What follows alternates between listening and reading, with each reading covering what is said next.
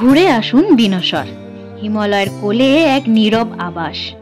প্রকৃতির কোলে কিছুটা নিঃসঙ্গতা খুঁজে পেতে চাইলে, শহরের কোলাহল থেকে দূরে নির্জনতায় ডুবে যেতে চাইলে, পাহাড়ের বুক জুড়ে সবুজের গলিচায় পা রেখে মন হারাতে চাইলে, উত্তরাখণ্ডের কুমায়ুন অঞ্চলের ছোট্ট পাহাড়ি শহর বিনশর আপনার জন্য এক আদর্শ ঠিকানা হয়ে উঠতে পারে। মেঘে মোড়া পাহাড়, গভীর বনাঞ্চল, অপূর্ব সূর্যোদয়, সূর্যাস্ত, পাখির কলতান আর শান্ত পরিবেশ, এই সব কিছু এক অপূর্ব মিশেল বিনশর। বিনশর নামটি এখনো অনেক ভ্রমণ পিপাসুর কাছে অচেনা এক ঠিকানা। ঠিক সেখানেই লুকিয়ে আছে এই জায়গাটির আকর্ষণ। ভিড়ভাট্টাহীন একান্ত ব্যক্তিগত এক পাহাড়ি জগৎ যেন হাতছানি দিয়ে ডাকছে প্রতিটি প্রকৃতি প্রেমীকে। এবার নিশ্চয়ই জানতে ইচ্ছা করছে যে এই মনোরম শান্ত পরিবেশটি ঠিক কোথায়। উত্তরাখণ্ড রাজ্যের আলমোড়া জেলার অন্তর্গত বিনশর সমুদ্রপৃষ্ঠ থেকে প্রায় 24,000 মিটার উচ্চতায় অবস্থিত। কাঠগোদাম রেল স্টেশন থেকে গাড়িতে প্রায় 100 কিলোমিটার দূরে এবং আলমোড়া শহর থেকে মাত্র 30 কিলোমিটার উত্তরে। এটি বিনশর ওয়াইল্ড লাইফ সেঞ্চুরির অন্তর্ভুক্ত, যেখানে বিরল প্রজাতির পশু, পাখি, উদ্ভিদের এক অনন্য জগৎ গড়ে উঠেছে। এই অঞ্চল একসময় ছিল চন্দ রাজাদের গ্রীষ্মকালীন রাজধানী। তারা এখানকার মনোরম আবহাওয়ায় এবং প্রাকৃতিক সৌন্দর্যের জন্য মুগ্ধ হয়ে এখানে তারা প্রাসাদ নির্মাণ করেছিলেন। বর্তমানে সেই প্রাসাদের কোনো চিহ্ন না থাকলেও তার স্মৃতি আজও জীবন্ত হয়ে আছে বিনশর পাহাড়ের প্রতিটি পাথর, গাছ ও বাতাসে। এবার তাহলে চটপট জেনে নিন যে কিভাবে পৌঁছাবেন ওখানে। কলকাতা থেকে বিনশর যাওয়ার সবচেয়ে সহজ উপায় হলো ট্রেনে বা বিমানে দিল্লি পৌঁছে যান। সেখান থেকে রেলপথে কাঠগোদাম, তারপরে গাড়িতে করে বিনশর। কলকাতা থেকে দিল্লি পর্যন্ত নিয়মিত ট্রেন ও বিমান পরিষেবা রয়েছে। দিল্লি থেকে কাঠগোদাম যেতে শতাব্দী এক্সপ্রেস বা রানীক্ষেত এক্সপ্রেস হচ্ছে সব থেকে জনপ্রিয় অপশন। কাঠগোদাম থেকে প্রাইভেট ট্যাক্সি বা শেয়ার জিপে বিনশর পৌঁছে যান। পথে ভীমতাল, মৌলশ্রী, আলমোড়া, কসার দেবী পড়বে, যেগুলো নিজ নিজ গুণে এক একটি দুর্দান্ত পর্যটন স্থল। এবার বলি জায়গাটা ঠিক কেমন।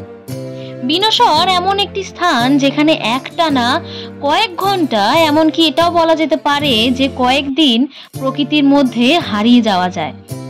মোবাইল নেটওয়ার্ক দুর্বল, নেটওয়ার্ক নেই বললেই চলে একদমই, কিন্তু তার বিনিময়ে যেটা পাওয়া যায় তা এই প্রযুক্তি নির্ভর জীবনে এক অপূর্ব স্বস্তির নিঃশ্বাস। গাঢ় সবুজ অরণ্য, কুয়াশায় ঢাকা গন্ধযুক্ত পাইনের বন, সবকিছু মিলিয়ে এক জীবন্ত জাদুঘর যেন। বনের মাঝে পায়ে হাঁটা ট্রেলগুলি আপনাকে নিয়ে যাবে পাহাড়ের মাথায়, যেখানে দাঁড়িয়ে দূর হিমালয়ের তুষারাবৃত শৃঙ্গের দেখা মেলে। নন্দা দেবী, ত্রিশূল, নন্দাকোট, পঞ্চচুলি, একের পর এক পর্বতশৃঙ্গ যেন হাতছানি দিয়ে আপনাকেই ডাকছে। 1988 সালে গঠিত বিনশর বন্যপ্রাণী অভয়ারণ্য।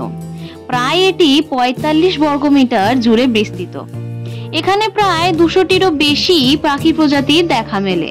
হিমালয়ান মোনাল, কালো ঈগল, কাকঠোকরা, ব্রাডউইং প্রজাপতির মতো প্রভৃতি এখানে সাধারণ দৃশ্য।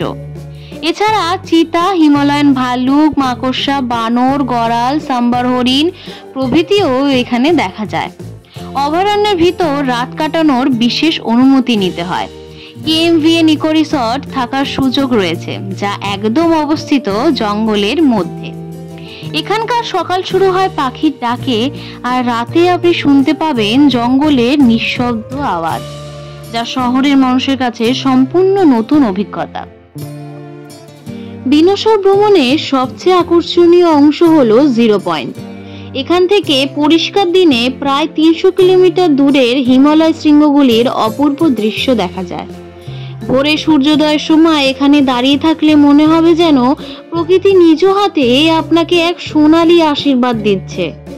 পাইন ও দেবদারু জঙ্গলের মধ্যে দিয়ে হাঁটা পথ ধরে যেতেই এই জিরো পয়েন্টের দেখা মেলে।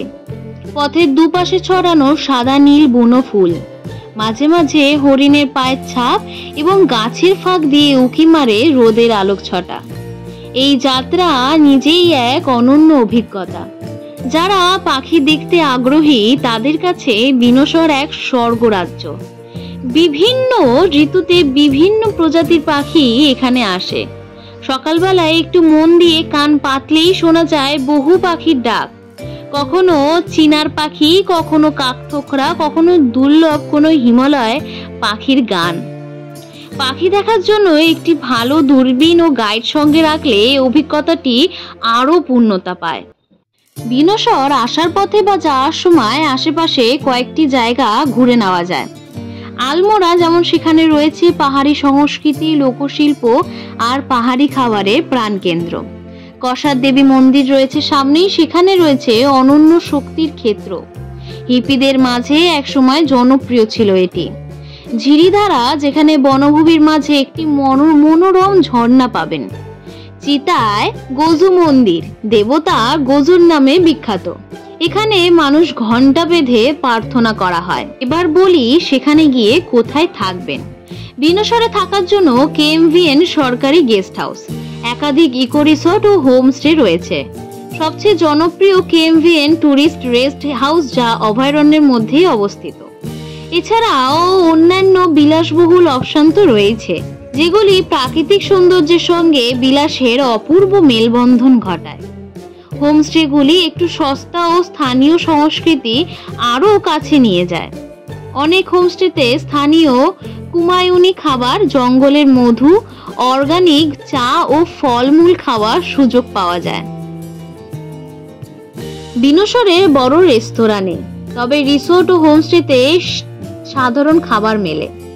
এখানকার স্থানীয় কুমায়ুনি রান্না, যেমন আলু গুটকা, ভাত কাপা, বুরসা ও জলি, একবার চোখে দেখার মতো। সেখানকার জংলি ও মধু, তেজপাতা দিয়ে তৈরি ঘি সেখানকার ভ্রমণকারীদের কাছে এক বিশেষ আকর্ষণ।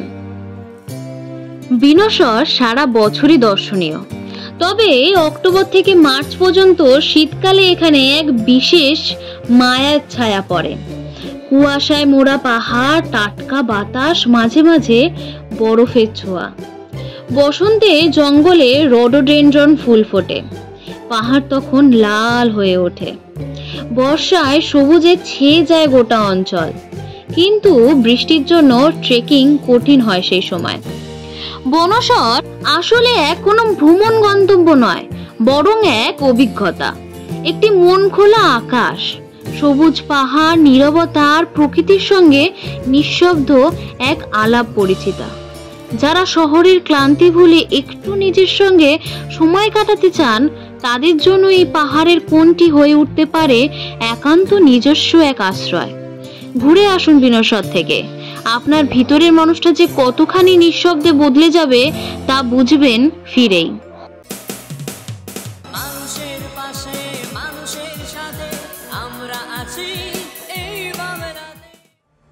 আপনারা দেখছেন সংবাদ শিরোনাম। দেখলেন তো অনেক কিছু, এবার দেখুন নতুন কিছু।